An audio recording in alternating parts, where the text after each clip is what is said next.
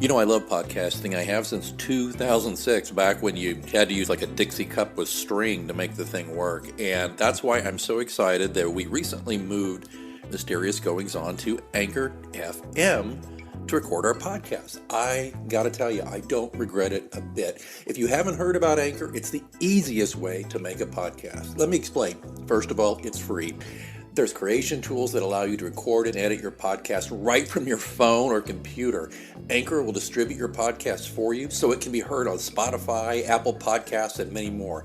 And you can make money from your podcast with no minimum listenership. It's everything you need to make a podcast all in one place. Not going to lie to you, when I first heard about Anchor, I was a little dubious because I've been doing it the hard way for so long. But I got to tell you, it's very easy. Use a Stripe account. Get sponsors. You're not paying monthly hosting fees. The sound quality is great. The distribution is phenomenal. Friends, download the free Anchor app today if you want to start your own podcast, or go to anchor.fm to get started. Remember, you heard it here first on Mysterious Goings On.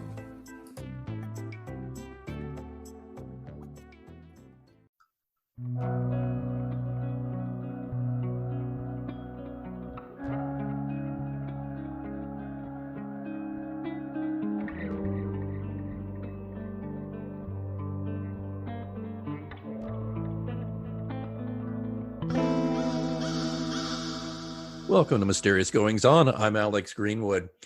You know, I get the privilege of talking to writers from literally all over the globe, and today is no exception because we're going to welcome Andrew Shanahan here. Andrew has been a journalist for over 2 decades, writing for some of the biggest newspapers in the world. He's based in Britain, and he's founded an organization in 2014 called Man v Fat, which has since helped over 4 million men around the world to lose weight and get healthy. When he stepped back from Man v Fat, he returned to his first love, writing. He published his first novel, Before and After, in January 2020. It's the story of a man who is trapped inside his home as a pandemic rages outside. And it's accidentally a very 2020 kind of topic, right? But he promises this doesn't mean he has the gift of foresight. Well, we're going to find out all about this novel, and we're going to talk to Andrew Shanahan, who likes to be called Shan, I believe. And we're going to just talk about writing, and we're going to kind of kick some stuff around here. So welcome, Shan, to Mysterious Goings On. Alex, thanks ever so much for talking to me. It's my pleasure. So let me ask you first. Now, you've written, have you written for The Guardian, I believe? Yeah, so I've been a journalist for over 20 years, and I started with The Guardian newspaper and went on to write for The Times, Daily Mail, Telegraph. So a lot of the big UK papers, really. Okay. So, you probably know how to write. You'd think so, wouldn't you? Although I'd say that just because I've written for the newspapers doesn't necessarily follow that I know how to write. I think if what it would indicate that I've learned is how to write to a deadline and how to turn in content that is an acceptable quality for an editor. I wouldn't say it necessarily means that I know how to write. Well, I would, after reading through Before and After, I think you do know how to write and write extremely well. I want to ask you about Before and After. Do you mind just kind of giving us the blurb, the back of the book jacket cover? What's this book about? So it's about a guy called Ben Stone who weighs 601 pounds, and he's what they call a shut-in, which is someone who doesn't leave their house. In Ben's case, it's because he can't physically. He's too big, literally, to leave the house. And also mentally, he's just not capable of, contemplating that. And it starts off, the book begins where he's having to be removed from his flat because he needs his leg amputating because he has diabetes. And so the council have come along and taken the front wall of his flat off. He lives on the 4th floor of a block of flats. And they're lowering him to the floor by crane. And it's as he's wrapped up and ready to go and sort of just about to be lifted up by the crane that the world ends. And so the book is really, that is the very start of the book. And the rest of the book is really about him, how he got to that point. So, I mean, the book takes two views of his life. So it's very much before, as in why did he reach the weight that he's reached, what happened to him, what caused him to be in this situation. And the after is very much about what happens. It's a sort of a real time, you see what happens to him, both physically, mentally, and spiritually, probably as well. I see that we're treated to his inner monologue a bit through the book. Sure. Which really, yeah, and I think that for me that was one of the really important things, is that I think, I don't know about yourself, sort of the things that you like to read personally, but that for me, I still see that there's a real homogeneity around heroes and characters and main characters, in that they tend to just, I think it's getting better gradually, in that we're starting to hear voices from different communities, from different perspectives. And for me, that is just fundamental. It's so important to be able to find yourself in fiction, and to see people who look like you, who sound like you. And I don't think that matters, whether it's from a race, gender, sexuality, physical perspective. But for me, it was really important that we actually just it wasn't just a cosmetic decision that Ben weighs so much. So 601 pounds is kind of 240-ish kilograms, or around about sort of 50, 60 stone, depending on where people are listening to this. And, I didn't want that just to be a cosmetic decision. Oh, he's a big guy, and then the story unravels. It's about, his weight. It's about the story of his weight, why he reached that weight, because I think it's a fascinating topic. Well, it's literally right in front of us all. Especially in the developed world, we are not what you would call live, thin specimens to mostly. I have to ask you this, and forgive me if it's a really silly question, but is he Ben Stone because Stone is 14 pounds, or is that just completely a coincidence? Do you know what? There's two reasons why he's named the way he is. One is that I don't know if you'll have seen the film, but have you ever seen Doc Hollywood with Michael J. Fox? Yes, I love that movie. I love that movie. Yeah, exactly. It's I really, really do adore that movie. It's and so the character, Michael J. Fox's character in that film, is Ben Stone, and also the two sort of main characters in the book are Ben, who is obviously the main character, and Brown, his dog. And Ben Brown happens to be the name of my cardiologist. So there you go. But yes, there is a nice sort of angle in the fact that Stone, I suppose there is an unwitting pun there as well. Well, we all do it. Well, I blended. So many people I know read my stuff and they're like, oh my gosh, is that my last name on there? I'm like, yes. Oh, I'm so overjoyed. I'm so honored. I'm like, well, calm down. It's the villain. Yeah, exactly. They died. But Doc Hollywood, that's one of those films that if I'm flipping through and it's on, I will watch it. Particularly because I love Julie Warner, the love interest in there. But anyway, she's absolutely, and she's a delight.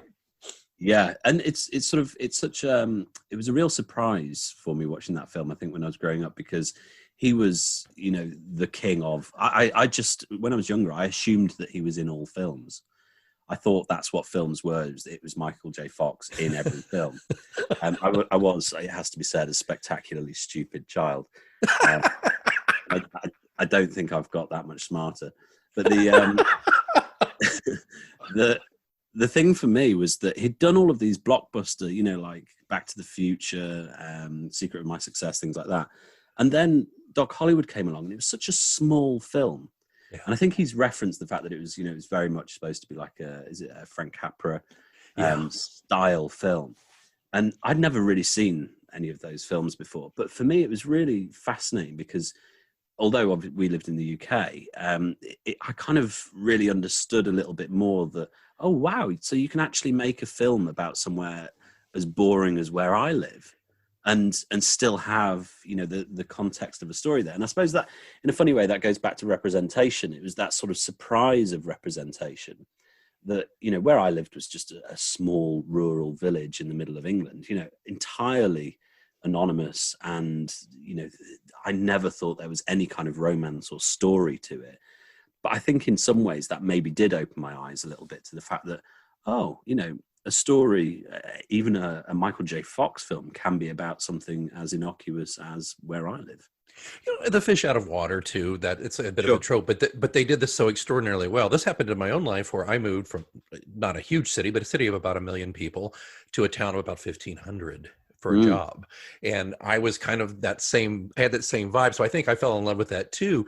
But to your point, Shan, it taught me that there is interest and there is drama and there is it's everywhere there are humans, and it's great that you're modeling that not only with location but of course with people who are overweight, with this character. And I do the same thing. I have a character in my series who has some severe anxiety issues and some mental illness, not like he's criminal or anything, but he has challenges.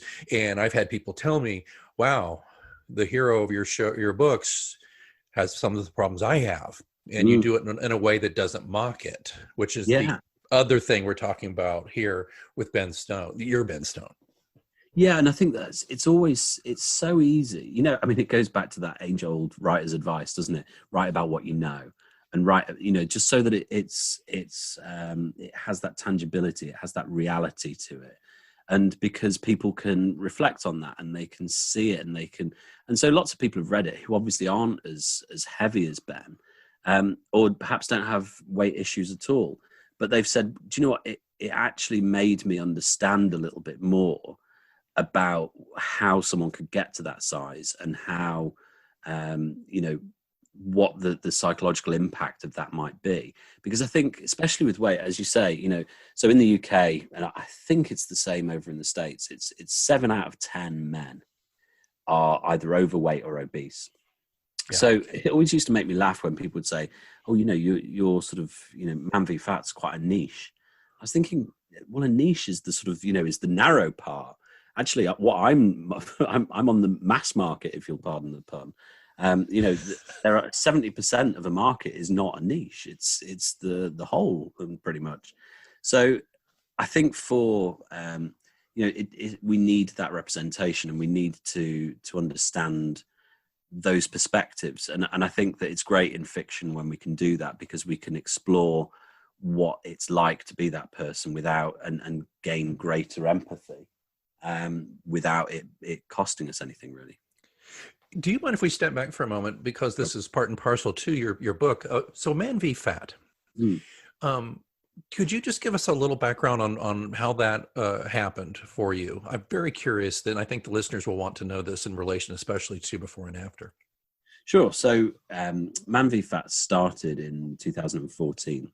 And it was born out of the fact that throughout my life, I've struggled with my weight. I sort of fluctuate wildly from, I think, the heaviest I've been is probably about 50 pounds heavier than where I am now.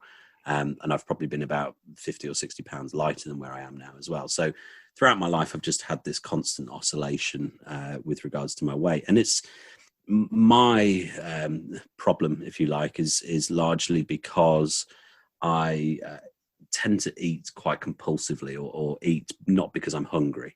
So I don't think it's as problematic as some people have it. Some people have horrific just compulsive eating issues, and I don't think mine's at that point. But I've certainly been through periods of my life where I'm doing a lot of eating not because I'm hungry, and often that's because of stress. It's because of I'm eating out or eating through problems.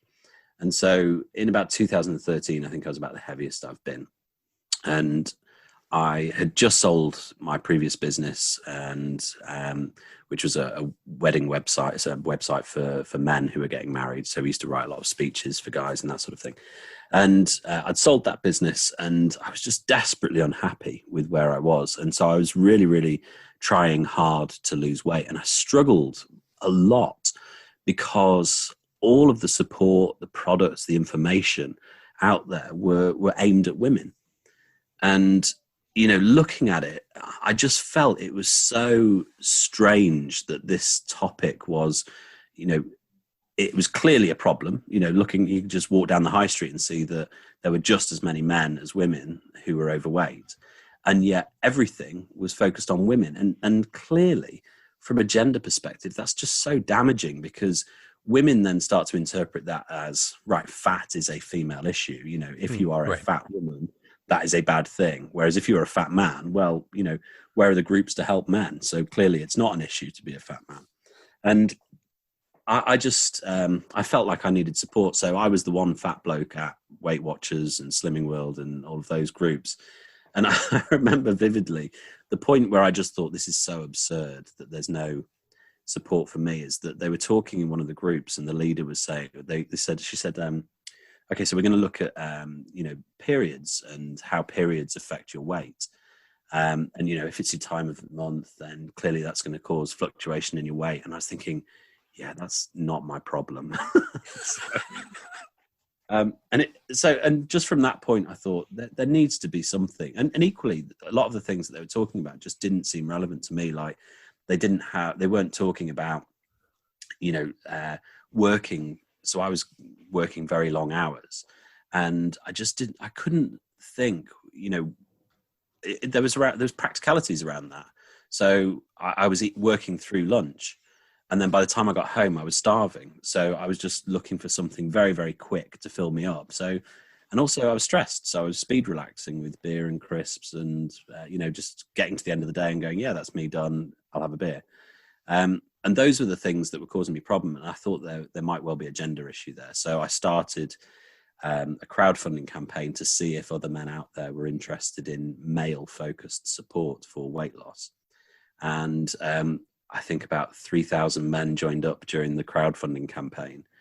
It was supported by people like Jamie Oliver and, you know, some big names who clearly thought that, you know, that this was, and it rolled on from there really. Man v Fat's been a real eye-opener. I've learned a lot. I'm not sure I've necessarily learned to control my own weight, but I've certainly learned that I'm not alone in terms of struggling with those things. And I also know now that because of Man v Fat, there are things that men can turn to. So we started a lot of groups. We run a scheme in the UK and Australia. I think we're launching in America quite soon, called Man v Fat Football, which are football leagues, so soccer leagues exclusively for overweight and obese men. But the sort of twist on them is that all the guys weigh in before they play. And if they've lost weight from week to week, then they score bonus goals for their team. So you can be a productive member of your team, even if you don't feel like you can get up and run around, you can lose weight and still score goals. That's fantastic. Thanks. I love that. I love that. Can I ask you the word fat? You obviously have no issue using that word. Now, maybe this is a British American thing here, but here that word is almost taboo. Are you familiar with that? Or do you? Yeah, I mean, we had some meetings. So we work with quite a lot of big funders now. So the UK government have started funding us, and we work with an organisation called Sport England. We work with a lot of groups, you know, public health groups who are traditionally very squeamish around anything that might cause offence. And the conclusion was that actually, you know, even if the funders themselves and the organisations took offence, the individual people didn't see it as a taboo word. They understood that whether or not it was a very male approach, in the sense that they just they didn't want to pussyfoot around it and say, I'm being, it's almost like just going back the other way. You know, like you can tiptoe around it sensitively, use as many euphemisms as you like. But actually, sometimes you just want to go, do you know what? No, I'm just fat. That is, you know, the fat is my issue. And if I say that out loud, it sort of dispels some of the shibboleths and the sort of the nonsense around that, and says, actually, no, do you know what? I need to lose some weight. That is my issue. It's not about, anything else. I just need to lose some weight. Yeah. And I think that what I think people on my side of the pond need to understand about this too is, it's like you said, fat is a very apt descriptor.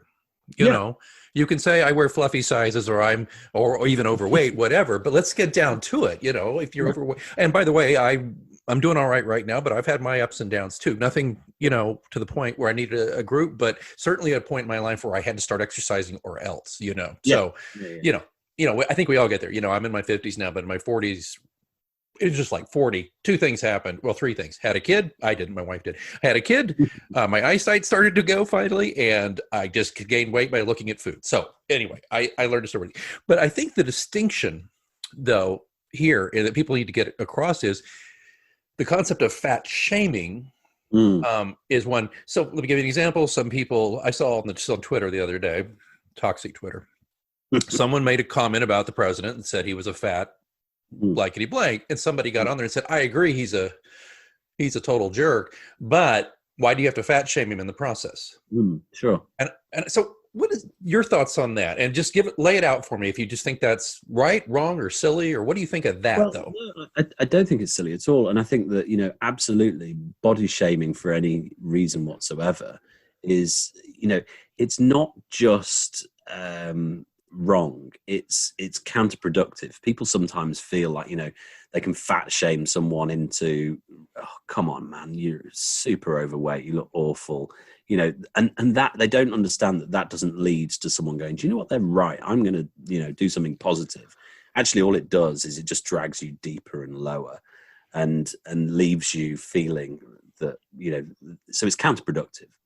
But ultimately, fat is a biological term. It's not something that we need to skirt around.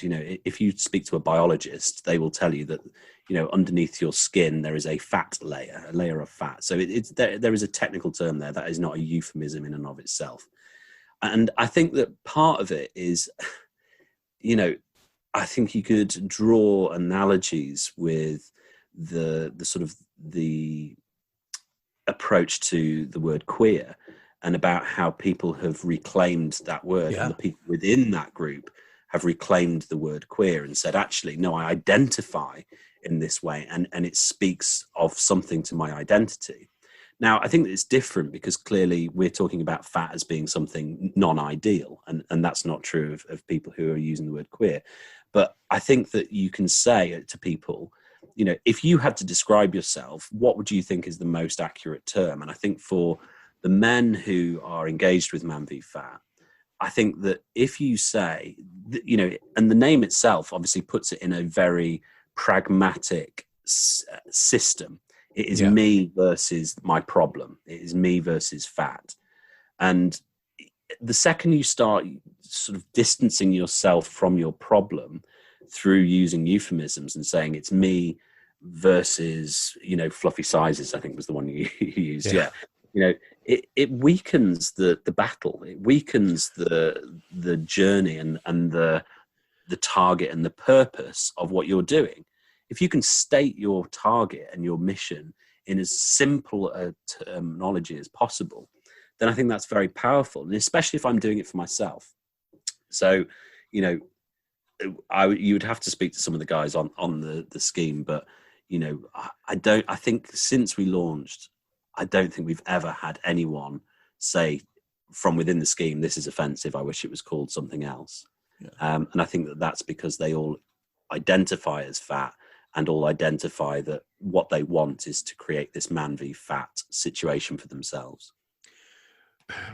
Exactly. And I think it's incumbent upon writers, whether you're a fiction writer, journalist, or nonfiction, whatever you're writing, it's incumbent upon us, I think, particularly in a sadly post-fact world, to perhaps not dilly-dally around with the language too much, because I think we're seeing so many examples where people are not saying what they mean, and obviously not meaning what they say. And so I pardon my, if you will, pardon my cul-de-sac there, but I had to ask you about that because I agree. I think it's a fascinating topic, and I think that you're right. It's something that's fundamental to the process of writing, and it's something that I've thought about deeply, not only from the Man v Fat point of view, but also, as someone English, of course I worry about offense at every single step of the turn. I wake up sweating at night wondering if I said sorry to people enough today, and if not, I break out into the streets and apologize randomly.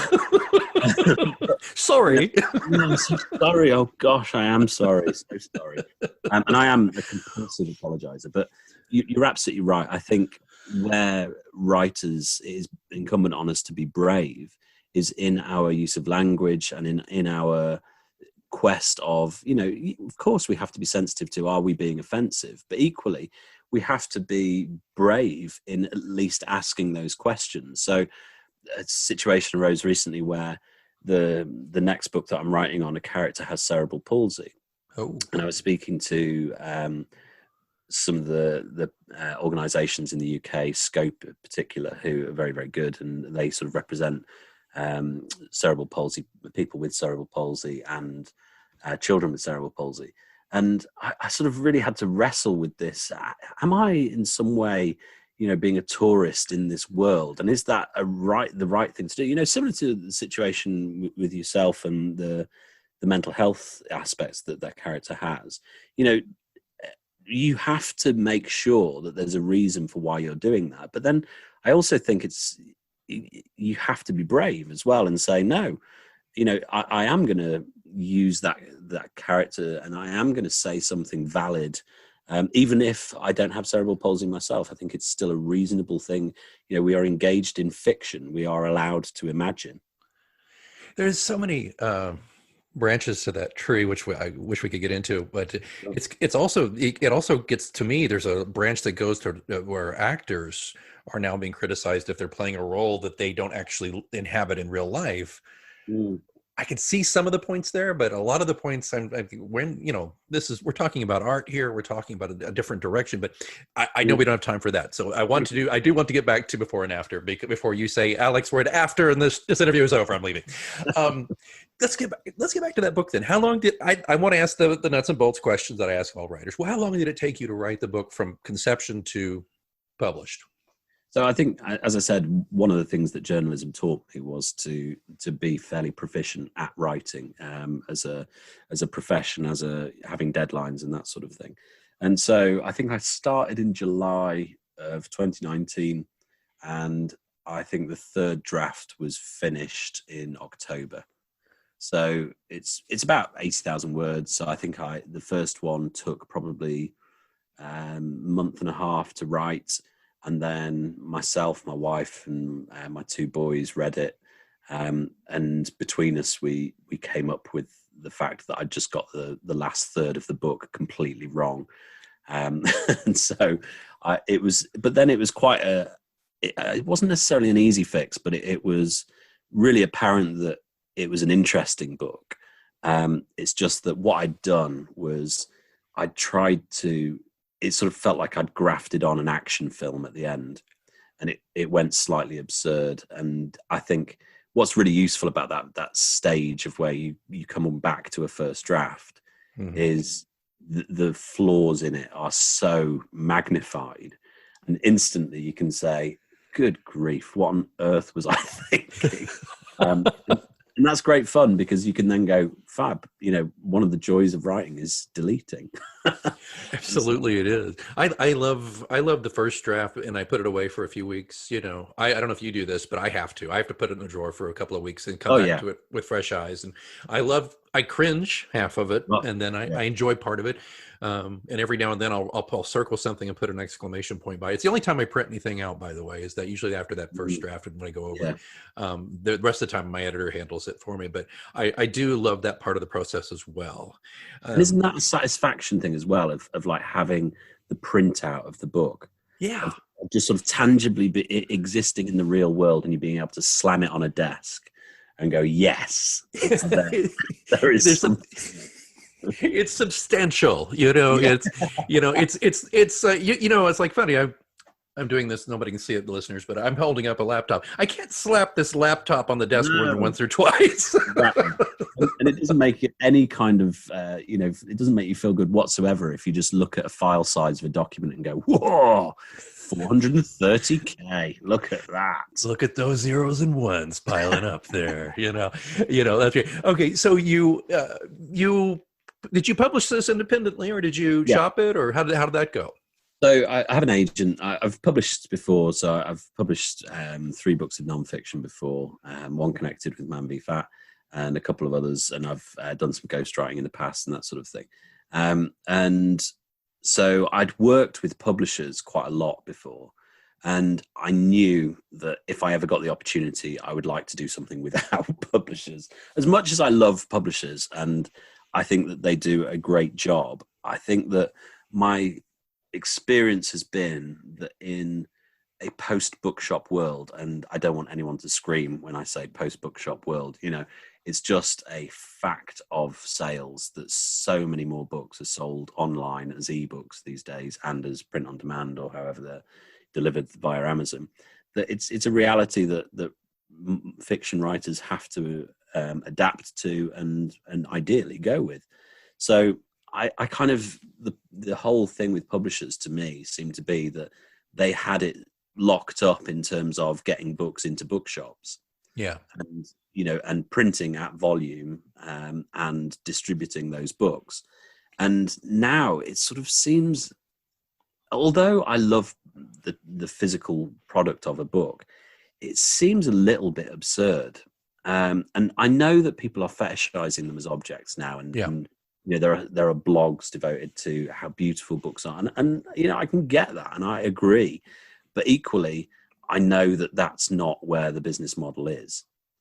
Certainly for me, certainly for, you know, for bookshops, basically. I mean, I'm sure people will point me towards fantastically profitable bookshops, but I know that that's not the truth for a lot of them. And so I wanted to do this independently, and I was also really looking forward to having full editorial control, because I'm a total control freak. And I worked with an editor because I'm not insane. I'm not something that hasn't been edited. So I worked with an editor who sort of hates me, which I think is a really healthy relationship to have. Because I think it's always a little bit dangerous when, you know, you're working with an editor who's a little bit enthralled to you and thinks that you're great. I think you have to have someone who, and the editor for this book is someone I know and have known for a long time, and I would say that she's a friend, but I don't think she thinks I'm much cop as a writer. And that's fine. That works well. I have the same thing. My editor, he's a professional editor, but I've known him since high school. He is not afraid to tell me this is crap, and I'll say what part, and he'll say all of it. Yeah. The words between the two covers. Yeah, it's an old. Is that an old Blackadder line? There's something needs work here. What would that be? The words. So I think. Well, so you put this out in January before there actually was full world knowledge of this pandemic. Yeah, and it's so interesting and amusing in a black way that this thing is about this. So how would you? And forgive me if you don't want to do this, but I'm going to ask the question anyway because I'm a former journalist. How would you classify the book? Is it science fiction? Is it horror? Is it humor? Yeah, what is it? All of the above.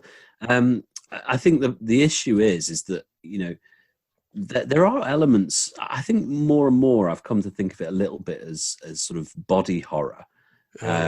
Just this sort of area of horror. And do you know what? It's not something that I would necessarily think to write, because I'm incredibly squeamish, and especially with, you know, reading horror books, I would run a mile. It would terrify me. But equally, I think that it is broadly within the post-apocalyptic fiction category. It is a science fiction book in the sense that, well, I suppose, or speculative fiction in that it's positing a what if this happened type question. And I think there was a really good review from an organization called the British Obesity Society, who read it, and it was quite a surprise, but they gave it an absolutely glowing review, because they said, you know, I can't remember the exact quote, but they said that this is a horror story, and the worst part of it is that so much of it is true. And I thought that was a really insightful comment, because they're absolutely right. It is, you know, the horror of the book, certainly half of the book, is about Ben and his, you know, how he has lost control of his body, and how he has lost the ability to connect with his body and to have a good relationship with his body.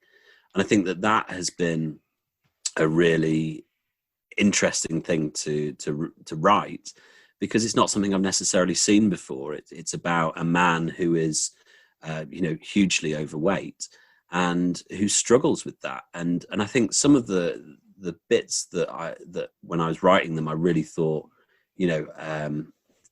were very emotional and difficult to write, let alone read, were the moments where people were just so callous about his weight. Yeah. And I know that, I've obviously, through running Man v Fat, I've interviewed probably thousands of men who are overweight, and some of whom have done an incredible job of losing weight, and some of whom are still struggling with their weight. So, I feel like I have a really good insight into that psychology.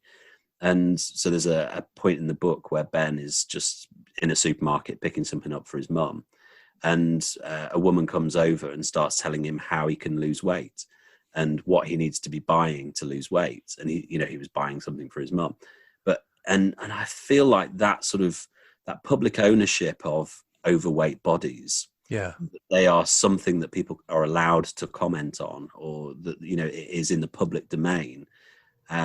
It's really chilling, because we all should have that right to privacy and if we want, to anonymity. And I think that in a lot of ways, that's what drives Ben to being a shut-in, is that the only way he can guarantee that privacy is through not going out. And for me, I feel desperately empathetic and sad for people in that situation, because I just am aware of that desperate want for privacy and that desperate want for just to be able to live your life without other people having an opinion on you and your size.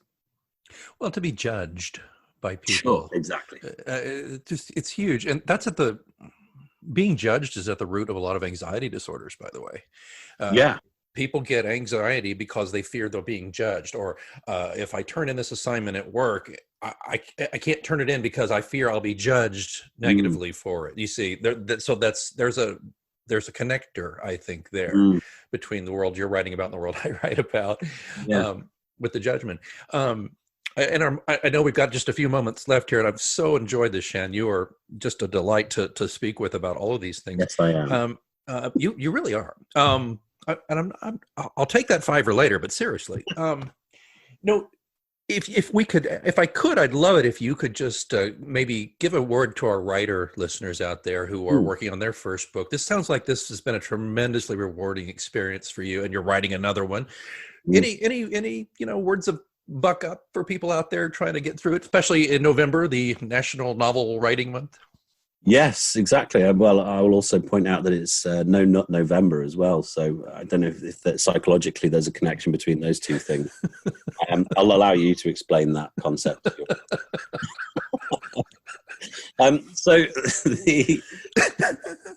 I would say, so there's two pieces of advice that I would pass on, and this is done on the proviso that people don't assume that this means that I've cracked it in any way, shape, or form, because I fantastically have not.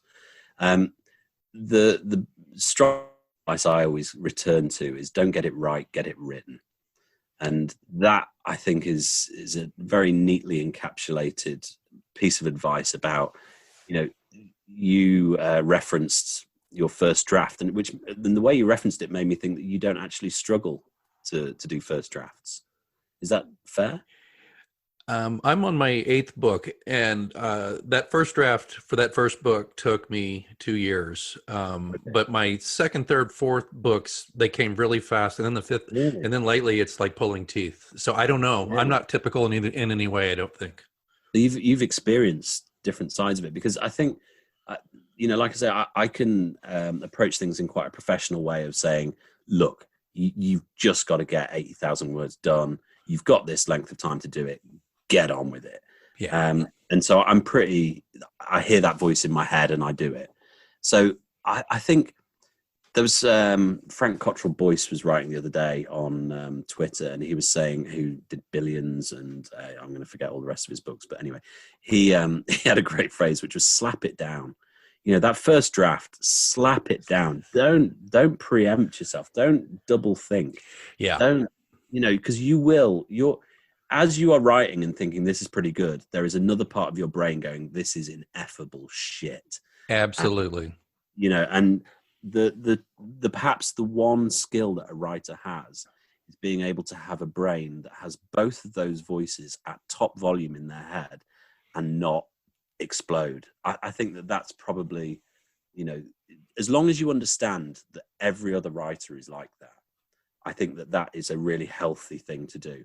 You will have one voice in your head going, hey, it might even be tiny, saying this is all right, this is, you're putting one word next to the other, well done. And then you will have like just giant voices in your head going, yes, but what's the point? I mean, come on, you utter turd, this is stupid, and all of those things are, that is, I'm sure this is why so many writers listen to music as they write. It's just to try and drown out those voices and just, so anyway, slap it down, get it done. Because actually, as you say, as you go back and review, you go, oh yeah, both of those guys are right, actually. Some of this is really good and some of it's awful. But actually, I can see which bits are awful. And maybe I can give the guy who writes the good stuff an opportunity to fill in those bits now. So that's get it written. Don't get it right, get it written. And the other thing I would say is just do it. It's so. I think people get so caught up about sales, and if we're indie authors, surely, we have to acknowledge the fact that this is a phenomenally unlikely thing to result in money. Yes, of course, that should still be a credible target for you. But equally, don't write for that purpose. Write because you want to express something. Write because you can't quite find the story that you want to read. Write because it makes you happy. And sometimes when you're listening to that tiny voice saying, this is okay, that makes you feel good. Any of those reasons. And just for expression, just because you can't find a book with the character who you want to see, that is a good reason to write.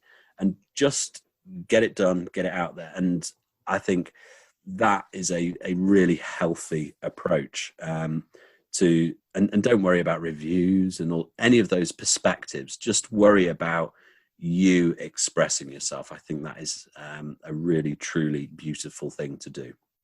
Where were you 10 or 11 years ago when I was writing my first book, Shan? You know what? Back to judgment. I was so afraid of being judged about my books. And even now, it's like sometimes somebody says, oh, I want to read your book. And I've had to work on this. And sometimes you talk about apologizing. I'd be like, sorry in advance for how crappy this book is going to be. Here you are.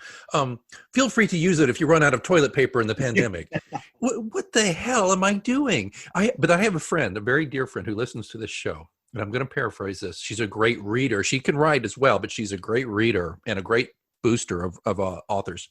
In fact, she often retweets guests on this show. Thank you so much. She said, authors who downmouth their own work, particularly in public, are unintentionally insulting the readers who do like their work. Yeah, damn it, that's true. Yeah. Isn't that brilliant? Yeah. That's what I needed to hear for years because my own insecurity. And I've had some nice mentions, some awards, things like that. I have not sold millions of copies, but then when like you bring out a book like I have in a series, and then it just all you hear after you publish it is, boom, it just falls apart. Nothing happens. Hardly anybody buys it, and you're like, why did I do it? Well, what I'm going to do after I release this next one, I'm going to go back to this interview. Yeah, and I'm going to listen to what you just said about all that stuff because you're exactly right. You really are. But this is what hence my caveat at the beginning of that, because I'm probably 25, 30-ish thousand words into this new book.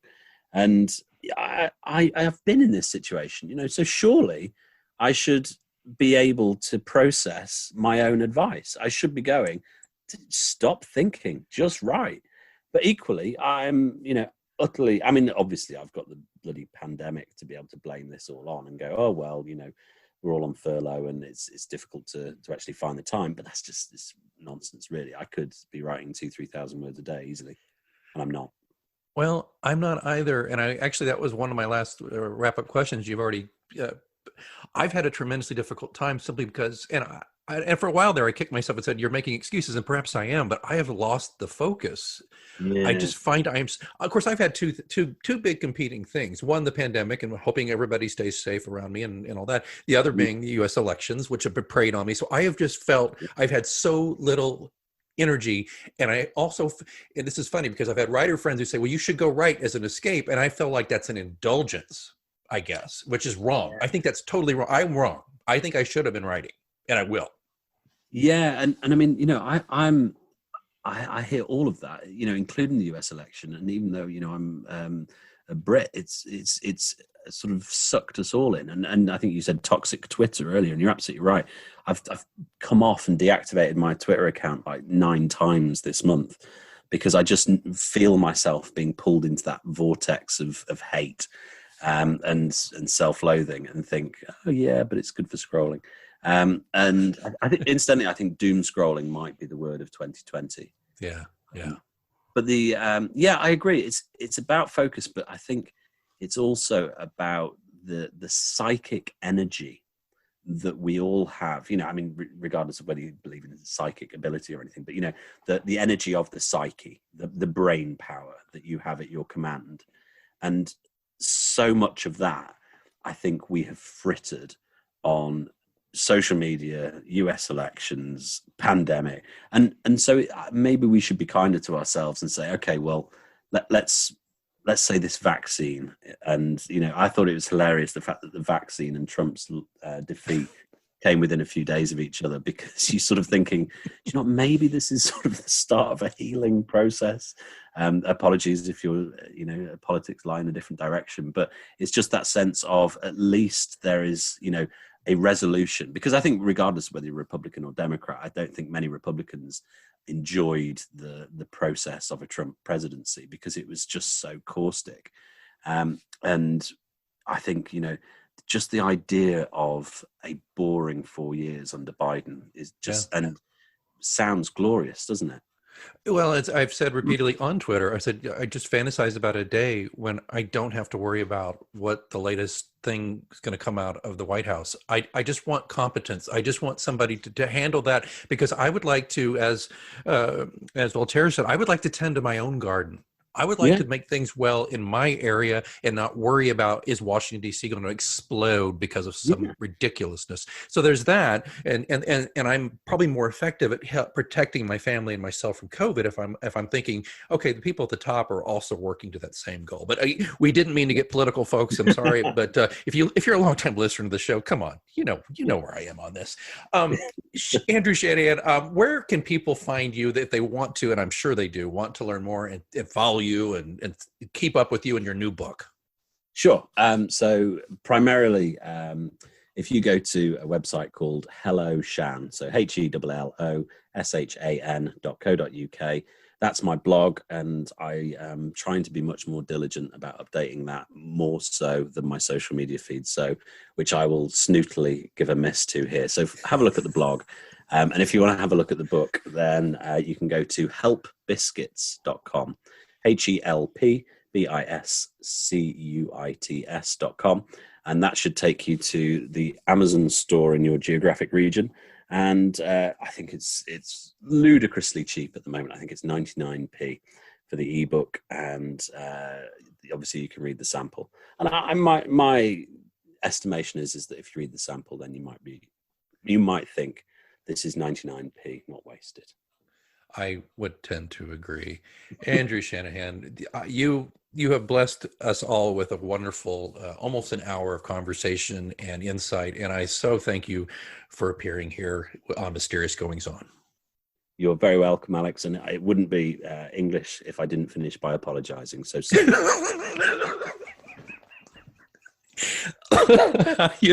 I don't know if I've laughed out loud this much in a little while. Maybe not since election night. But anyway, ladies and gentlemen, remember, if you want to find those links, don't worry about scribbling them down. You can find them in the show notes at mgopod.com, where you can also find an archive of literally 5 years worth of interviews and my monologues and Hey, you're going to want to read about my kidney stone adventures, right? I'm having one right now, so be sure to look that one up while you're in there. But again, Andrew Shanahan, writer and advocate for men to get as healthy as they can be.